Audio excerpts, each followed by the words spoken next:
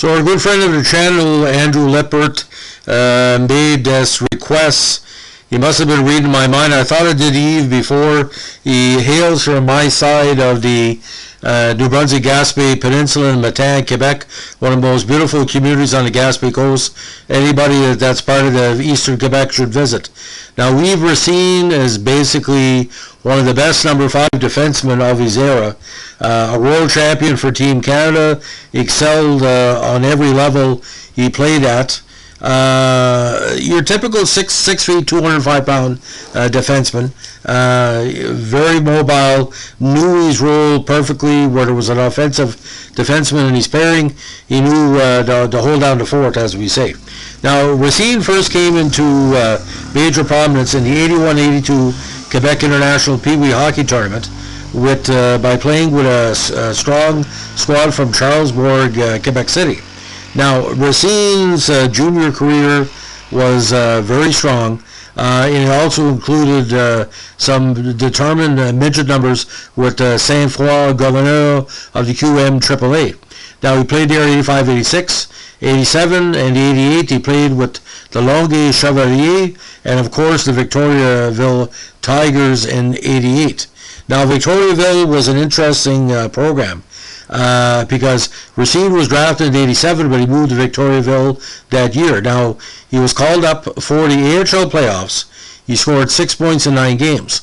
And in 89, his last year in junior, again, one of the best campaigns for any defenseman of the late 1980s.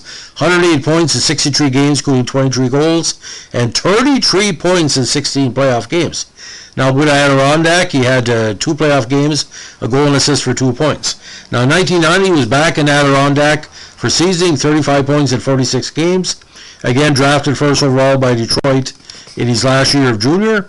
With Longueuil. And also played 28 games with Detroit with 13 points. 91, again, shift between Adirondack and Detroit.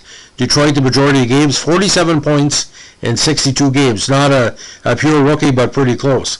Now, 92 and 93, some of his best seasons as a pro. 93, his last season in Detroit, he had 40 points in 80 games, including 9 goals.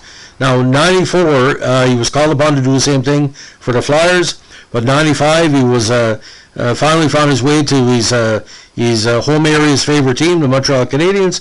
More of a defensive specialist with them in 95, 11 points in 47 games, including 4 goals. 96, he shared time between Montreal and San Jose, 20 points in 57 games. 97, made it with the Calgary Flames, but also skated that year with the Kentucky Torblades of the AHL and the Quebec Rafale of the IHL. Now, 98 with the Tampa Bay Lightning, he had 8 assists in 60 games. Now, in the Swiss League, Jokerit, there in 99, and from there he had 5 dynamite years in the German Elite League with Eldar Meinheim, and also played with ERC Ingolstadt. Back in North America, 05-06, with the very strong Thetford Mines of the NLAH, the Quebec Semi-Pro League, 87 games, 3 goals, 72 assists for 75 points. Now, Jokerit's in Finland, my apologies.